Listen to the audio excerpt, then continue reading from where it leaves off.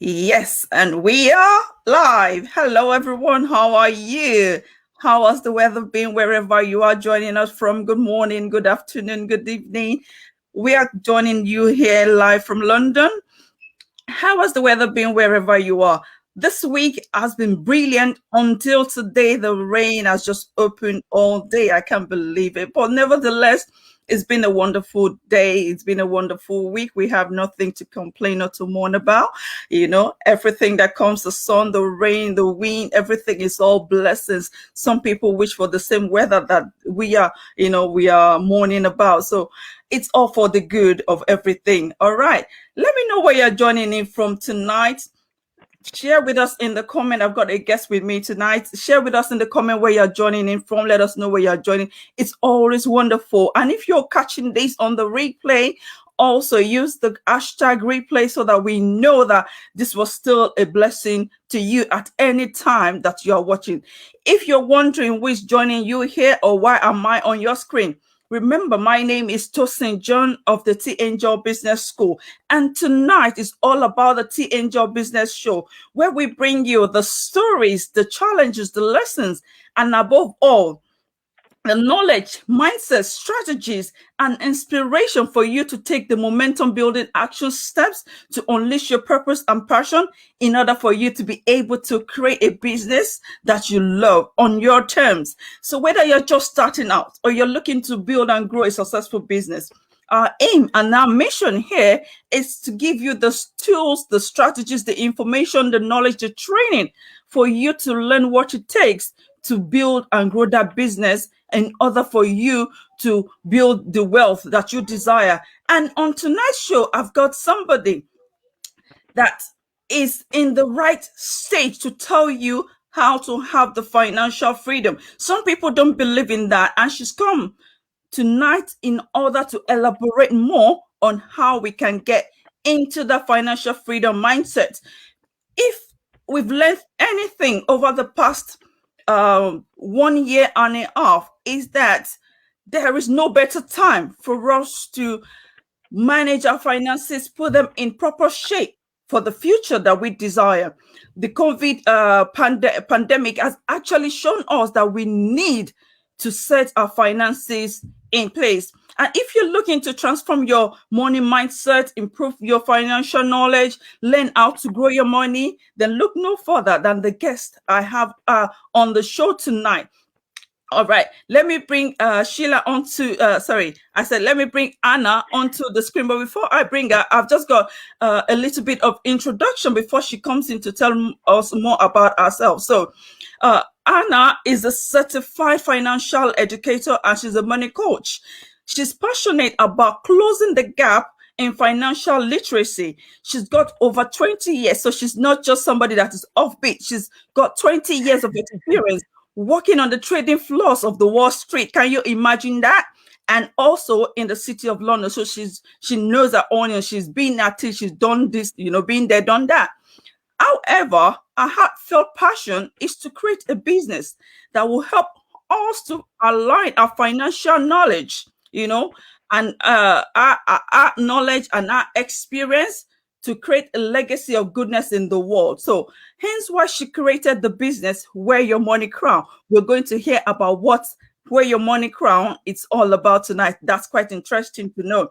And our dream is to empower others to overcome their money blocks, to align their financial behaviors with their personal goals, and to make smarter financial decisions, build wealth, and take actionable steps to achieve the financial freedom that they desire. And so I have the pleasure tonight on the Tangel Business Show to welcome Anna onto the show tonight. Hello, Anna. Our name is Anna Orenstein-Cardon. How are you tonight?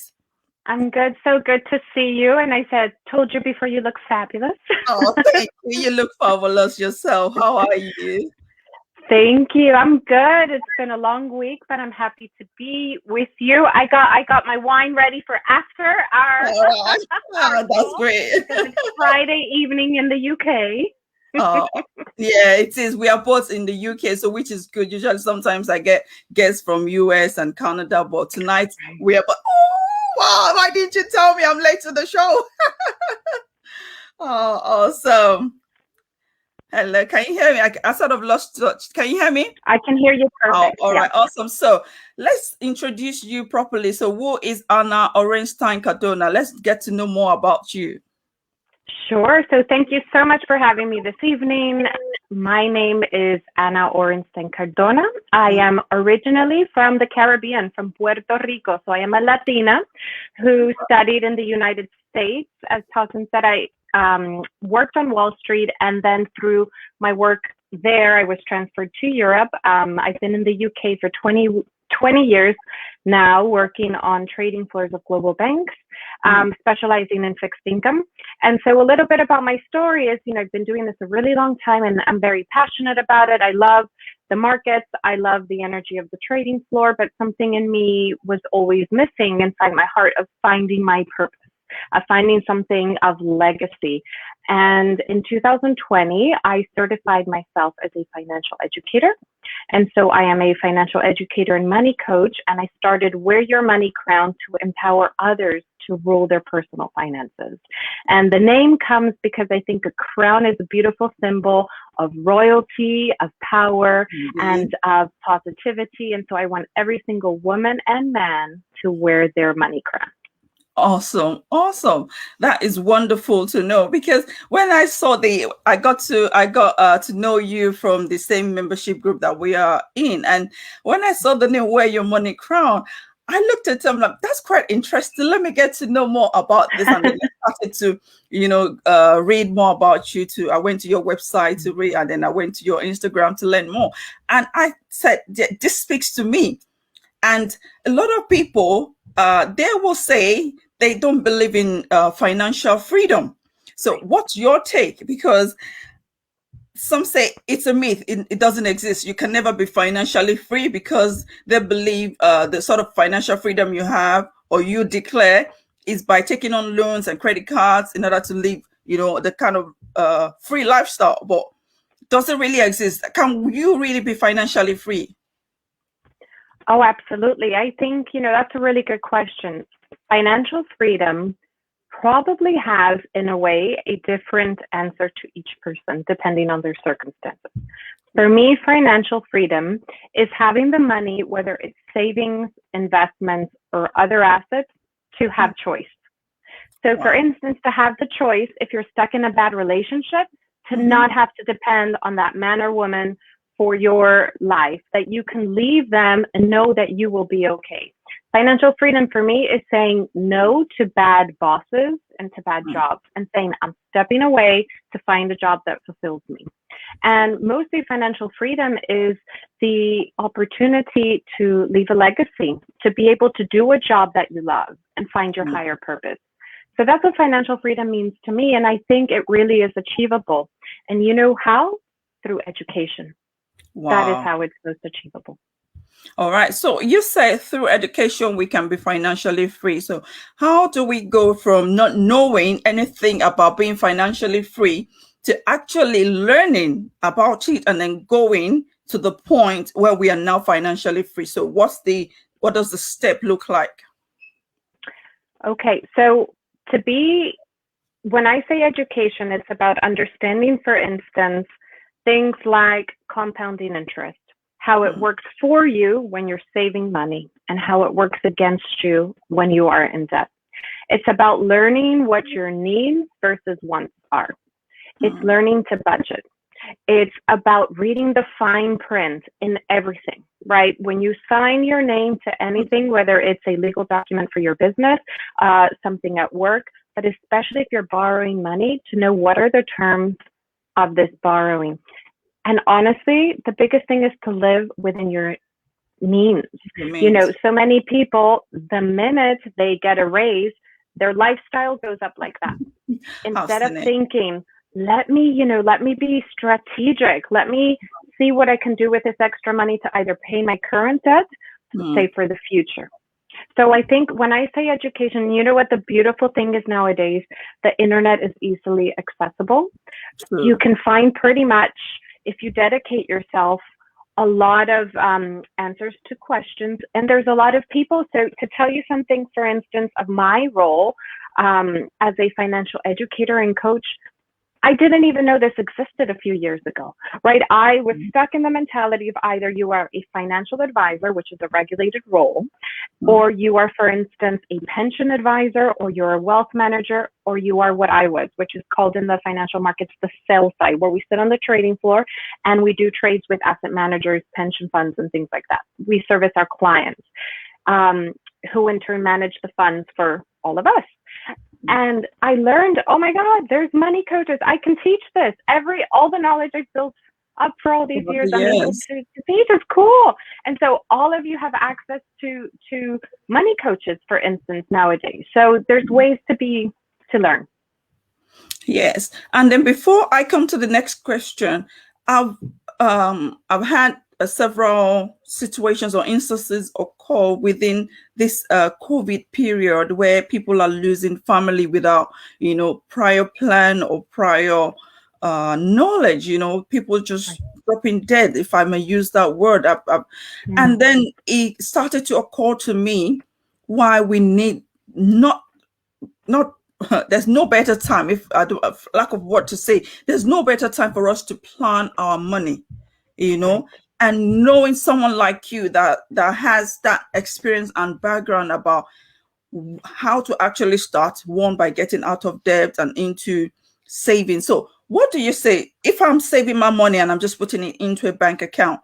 Can I look at that like being financially free? Does that make sense for me to just put my money into a bank account and tell myself I'm financially free? Or it is looking into investment options and opportunities will actually make me free? So, okay, let's think about it as the following. When you buy a house, let's say, and you just kind of buy the house and let it sit and don't fix the leaks, and you don't fix the roof, and you don't garden, and right, it's going to be losing value, right? So the same thing in a way happens with our money when we put it in a bank account, especially at the current interest rate. So global interest rates are at historically the lowest levels. And that's basically because interest rates are one of the tools that central banks around the world use to be able to control the economies. And because COVID, as you well said, hit us so hard, they had to incentivize people to be able to borrow at lower levels, right? So rates go down. So that's great when you're borrowing money. It's not so great when you're a saver, okay? As you wisely said, investing is the solution, right? And what's really funny is when I speak to clients, and the first thing is, many people come to me to learn about investing, and I say to them, well, do you currently invest? And they go, no. I'm like, do you have a pension fund? Do you have a retirement fund? And they say yes. I'm like, you are already an investor. So let's find out what's going on in your pension. And that's, I give tons of homework. My clients laugh with me. They say, oh, you were right. This is hard work, because I make them dig deep. Let's see what, so one thing is the state pension, right? We can't control. That's based on our contributions. And there's lots of online calculators to help us know, by the way, those figures. But I'm talking about employer-sponsored pensions, or if you are self-employed or you have a business, you have a private pension. So you are able then to allocate the funds as you need. Now, usually when you have what's called an employer-sponsored pension, it's with an asset manager, and they have certain amount of funds, ETFs, different financial instruments available for you to choose from. And I'll tell you a story about that, Totten, is that myself, through my employer, when I looked at my pension a few years ago, and I looked at the primary fund, so the money is put into the fund, when I looked at the return, it was like 2%. And I was like, are you kidding me? That's like inflation. So my money wasn't even working for me in the pension. Yeah. So I logged into my account and I started to move my money around into funds that worked. And I've been able to get on some funds, 17% returns, on other funds, 42% return. So it's about taking financial power into your hands, finding the information. Let me find out what I have available, what are the opportunities I have to invest, and to educate yourself in the what I call the financial lingo. Awesome. Okay, so following on this, and then how can we or what are some of the challenges that we could likely encounter if we don't properly plan for the money? Because sometimes, especially it's easy for you to have pension saved up when you're working for an employer because they have to do that. Yeah. But say, for instance, a lot of people that are probably watching us are people that run their own businesses and they've never thought about pensions because it's far-fetched for them. So what are all the implications of when we don't plan for our money and we don't think about investments? Right. Okay, so let's take a step back to just kind of think about if we don't do that, what happens? So living paycheck to paycheck, it's very hard, right? It's demotivating, it is stressful. When accidents and pandemics happen, all of a sudden you find yourself in a very difficult situation. So to Absolutely. avoid that, we look at what's called an emergency fund. Money put away that's not invested to give us a financial cushion. I like to call it the financial parachute, okay? Then if you think about pensions, the beauty is that there's something called tax advantaged vehicles, and that is what a pension is. We put money in there and we get tax relief from the government.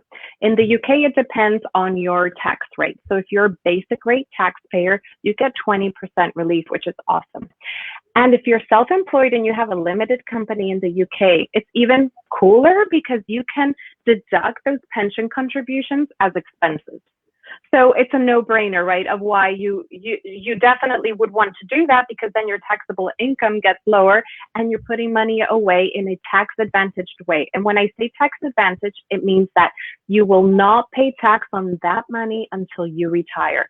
So it's decades and decades of compounding growth, right, that you don't have to pay until you withdraw. And in the UK, by the way, we have another beautiful vehicle called the ISAs. And with an ISA, you can put after-tax money and put it into a stocks and shares ISA, for instance, and have it grow in a tax-advantaged way as well.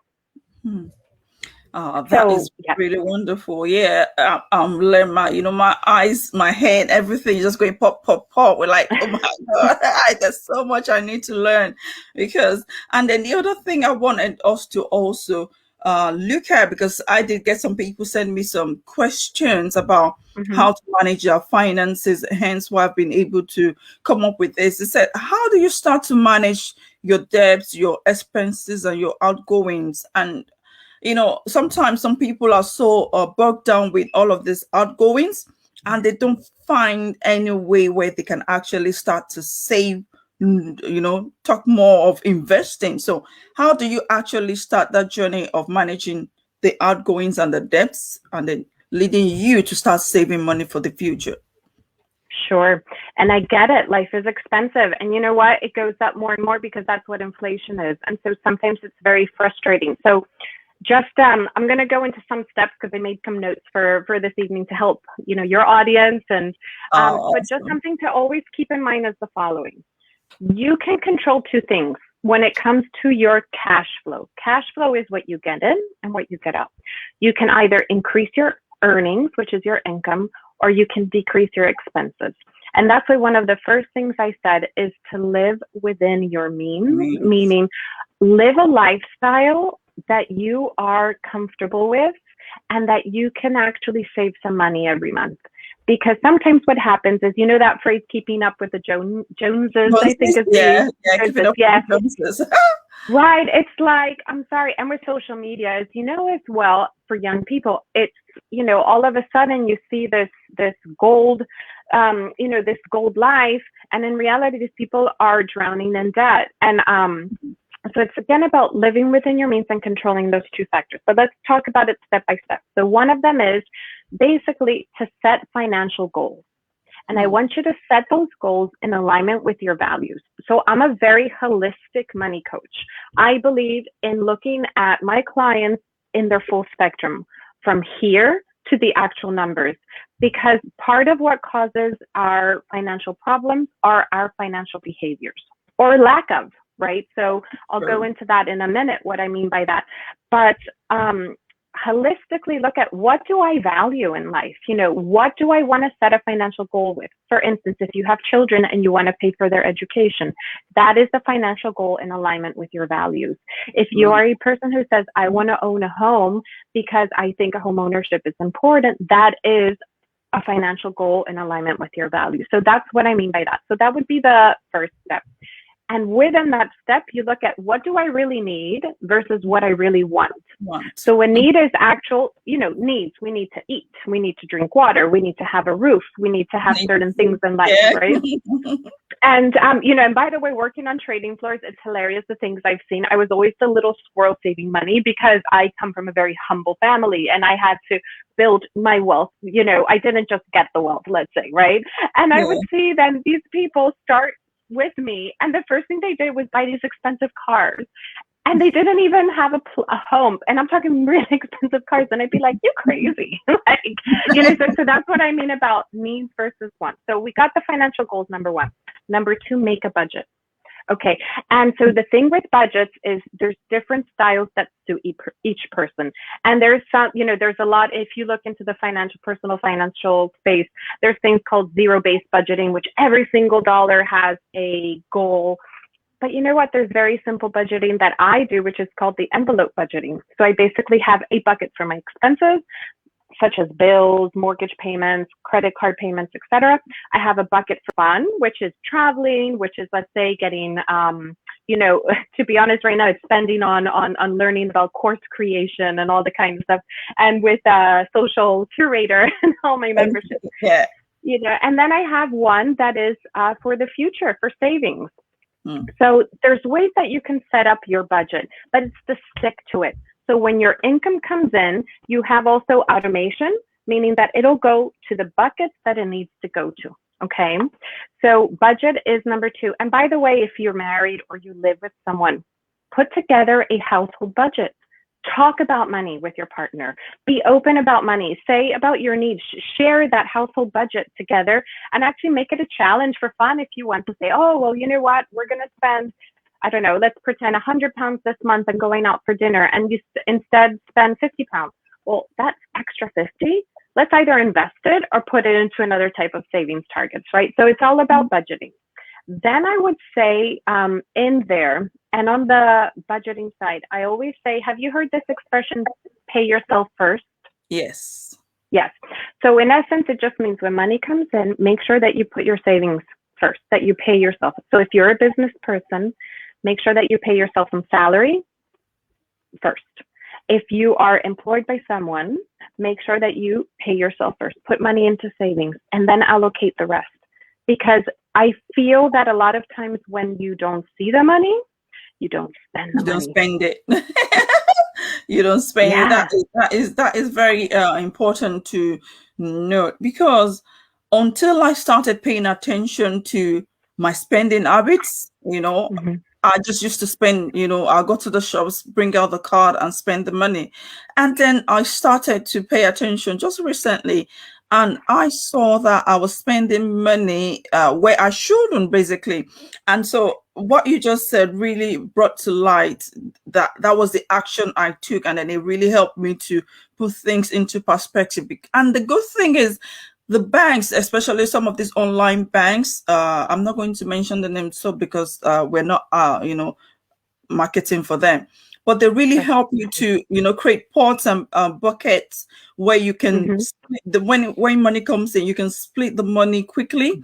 And now I put the money away. I know this is going for bills and this is going for home shopping, especially when you've got kids and you just keep buying, So I can imagine, So but when I have a separate card just for household things, just for buying. So once I put the money in the beginning of the month, nothing. If we run out of that, that's it. That's the budget for the month, and it helps you to stay on target, which is really what we need to do. And so you've already mentioned this, but I want us to drill deeper into what are some of the patterns of money habits that actually impacts on our ability to be financially free. I know you've mentioned some of them, but if we can, explain and elaborate more so that people know, sometimes you might not know what you're doing. Like I said, I didn't know I was overspending until I saw my spending habits, and then I've been able to curtail that by making sure I have a separate account. So what's your take on this, please? Sure, absolutely. So, what just sprang to mind when you were talking about that was, so for instance, if we compare something in our life like nutrition and wellness, right? And we think about, okay, I need to exercise X amount of times per week. And some people keep food journals as well. We kind of have to do the same when we think about money in general. So in terms of exercise, is to take the time to deal with our money, to learn about our money. And when we talk about, let's say, having a food journal, it's also to keep a journal about our money in order to understand our behavioral patterns. So one of the biggest setbacks that happens with individuals that I notice is we all have what's called in behavioral finance, transgenerational money beliefs. And those are beliefs that we have from childhood. And so many times, because 90% of our thoughts are actually subconscious, we don't realize those beliefs limiting us in our adulthood. I'll give you an example. Someone easily says, I can't afford that. I just can't afford that. The minute, let's say, they want to invest in something and I can't afford that. Instead of rewiring that mindset to saying, how can I afford that, right? It's a very different way of looking at things. And so for me, money mindset is a big part of my work. It's getting to the root of why people are behaving a certain way. And I'll give you the other big one that is part of that. It's simply money avoidance. So you have people that get into deep financial trouble because simply, they either don't open their bills, they just rack up credit card debt because they just don't realize what they're doing. That's one end. The other money avoidance is people just saying, oh, I need to find someone to rescue me, right? And they give their financial power away. And the third is people who just simply, might be actually good with money and they budget and they save money, but then they don't do anything with that money and that money erodes. Yeah.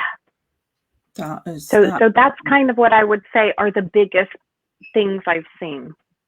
Oh, that is awesome. So now we understand what the problems are. We've elaborated on some of the habits and the patterns that actually inhibit people from being financially free. And now we've got to the juicy part. So what are some of the investment opportunities based on your, vast experience that are available? And how can we actually, jump ship and start to actually investing in these opportunities? Sure. So we live in a world of so many opportunities, right, at the moment for investments. And I just want you to think about different types of investments, right? We have, let's say, the well-known one, which is the market. When I say markets, I mean financial markets, things like the stock market, the bond market. Cryptocurrency is a market in itself, right, which is digital currencies. You have things like peer-to-peer loans. You have real estate, right? And in real estate itself, you have residential and you have commercial real estate. You have holiday homes, holiday lettings. You have so many different types of investing. And by the way, investing can also include art. It can include jewelry. Wow. I'll tell you an investment I did last week that is totally different. I decided to buy some limited edition porcelain china from the Royal Collection because the Queen is just turned 95 years old, and they made a limited collection of certain items that I thought, you know what, this is an investment in something I love. So if it goes up in value in the future, great. And if it doesn't, I still absolutely love it. It's beautiful. But I truly believe that the value is there. When are we going to have a monarch, woman, queen, turn 95 in our lifetime again? Right. I know. So, very slim. Right. Yeah. So that's an investment I made actually. And I'm keeping that as an investment. And so there's many different things. Now, the most simple thing, there's two things in life which are inevitable. We cannot avoid. True. You know what they are? Death. Death and taxes, right? So when we think of investing, I want everyone who's watching this to think, what is the most tax efficient way I can make my money grow? Okay. And that goes back to our conversation about pensions, whether it's an employer sponsored pension or a private pension that you set up, or it's an ISA, right? So let's first use our maximum contributions to that. and with pensions in the UK, for instance, because I don't know if your crowd is mostly from the UK or US, or from other regions. Yeah, mostly UK, yes. Mostly so UK. I understand So the beautiful thing there is, we can contribute pretty much. So a pension for you to get tax relief is that you have earned income. And you can get, you can put up to £40,000 a year in UK pensions. And now it depends on your income bracket. For higher earners, it decreases in a ladder. But let's just say you're a basic rate taxpayer, it's £40,000. A lot of money that you can put and get tax relief on. Then on top of that, you have the ISAs that allow you annually to put up to £20,000.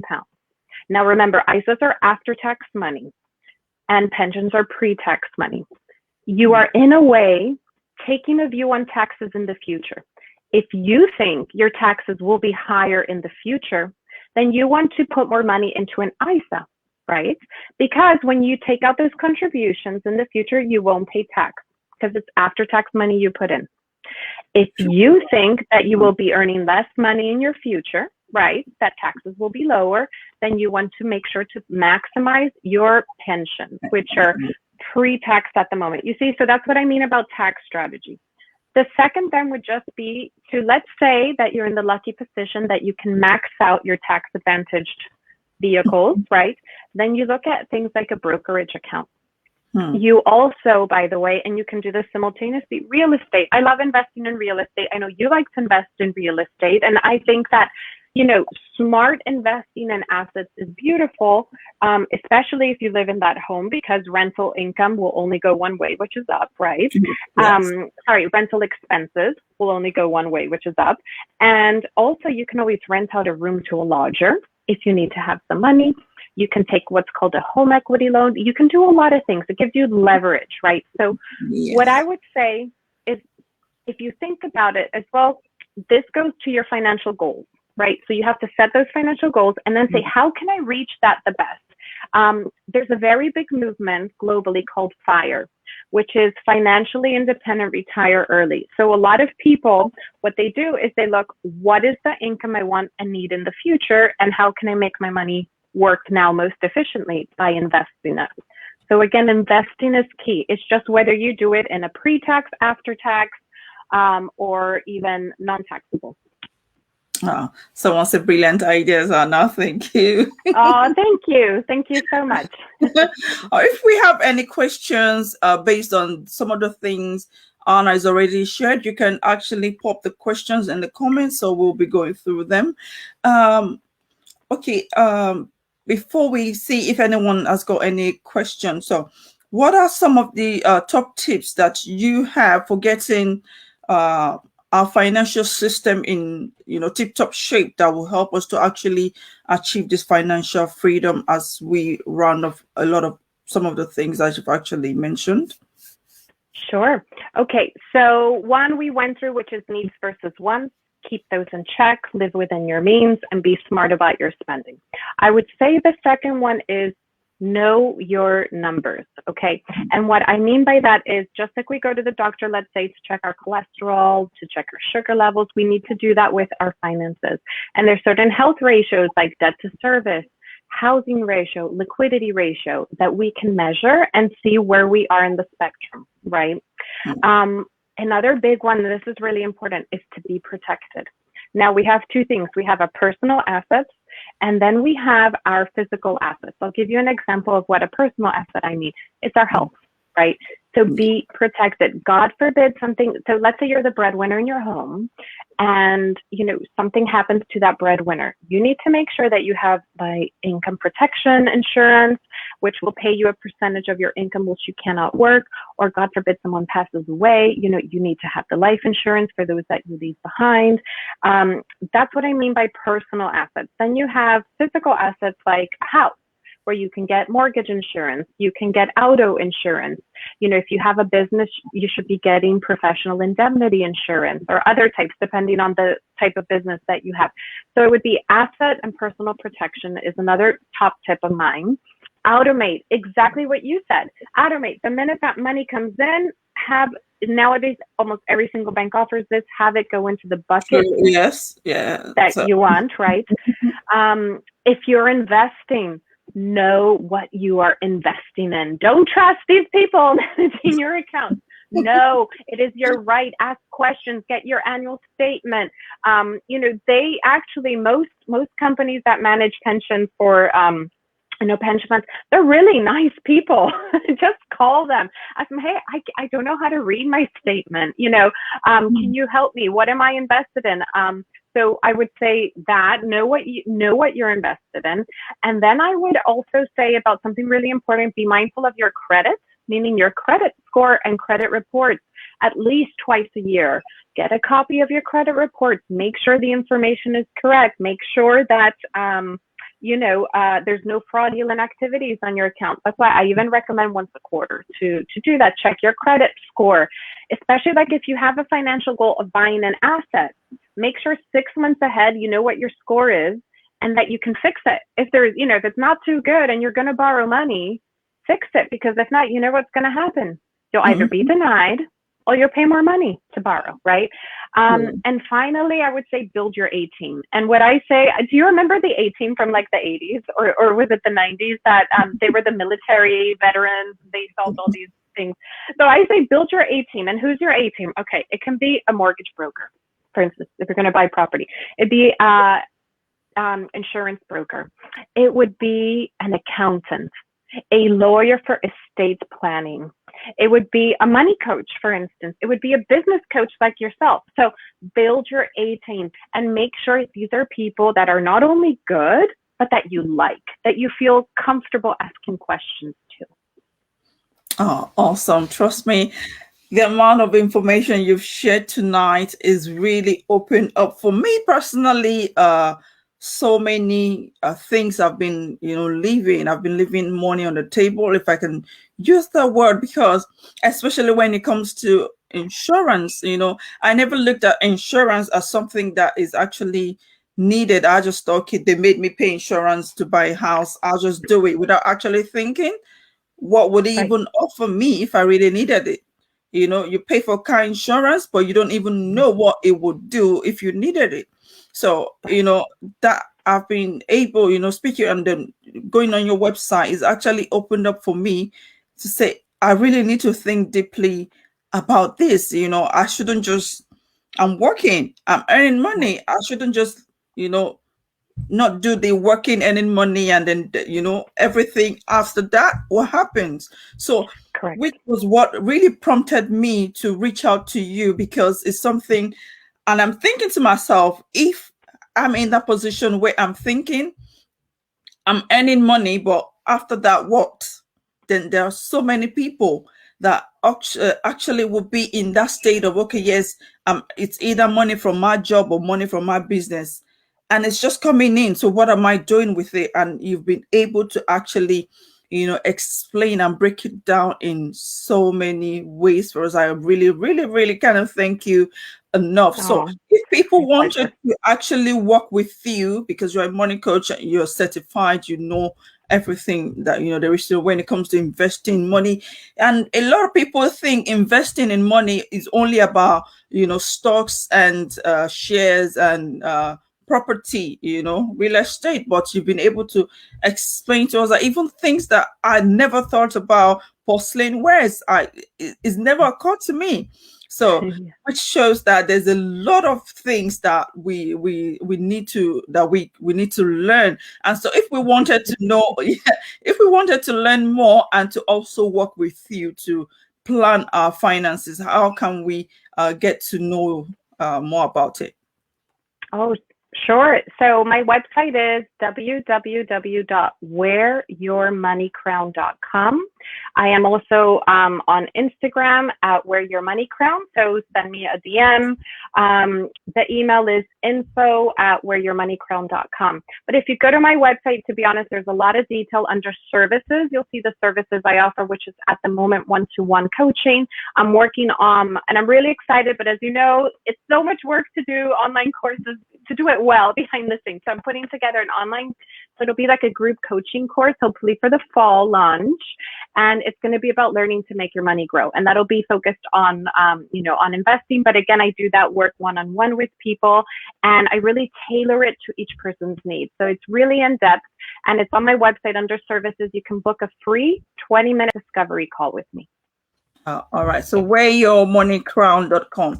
So I'm popping that in the comment. I tried. Okay. Yeah, this one actually went through. I did initially voice. It failed. So Money Crown. Yeah. Yeah. Where your money crown. Yeah. Yeah. I think, the first time it was wrong. So all right. Don't worry. So yeah, whereyourmoneycrown.com. That's where we can reach Anna on. And like I said, okay, she's a certified financial educator and a money coach, and she's, her specialty is closing the gap in financial literacy, and our dream is to be able to empower others to overcome their money blocks, align their financial behaviors with their personal goals in order for them to make smarter financial decisions, build wealth, and take actionable steps to achieve financial freedom. So that is all for tonight on the Tangel Business Show, where we bring you the stories, the challenges, the knowledge, the mindset, and inspiration for you to take momentum building action steps to build a profitable and a successful business on your terms. Until we come your way again, don't forget you have everything it takes to be more, do more, and have more. And don't let anyone tell you otherwise, because you can achieve great things. All right. Bye for now, and have a lovely weekend. Cheers. Thank you for having me. Bye-bye. Bye-bye.